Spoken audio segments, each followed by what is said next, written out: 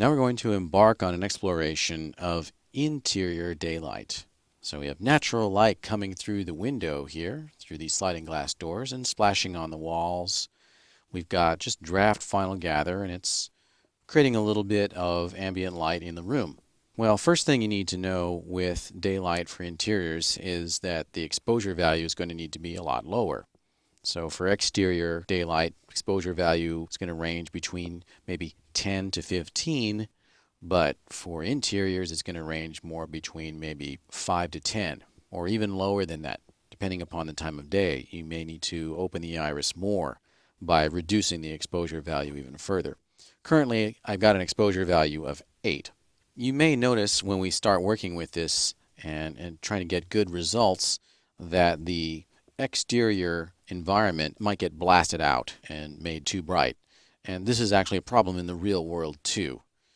On film shoots, sometimes it's necessary for the lighting people to actually cover the windows with neutral density gels or even colored gels in order to control the light coming in from outside.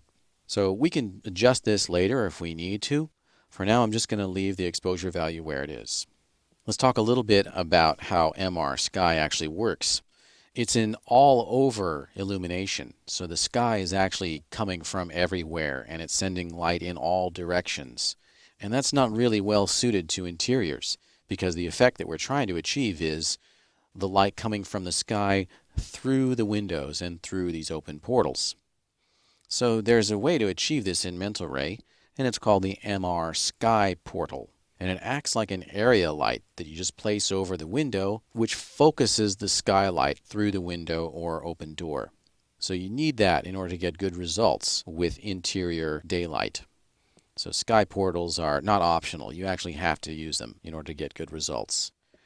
Just one caveat around that, very, very large windows, such as entire glass walls in modern high-rise buildings, might not need sky portals at all, because sky portals are designed for just that, a portal, rather than an entire huge wall of glass.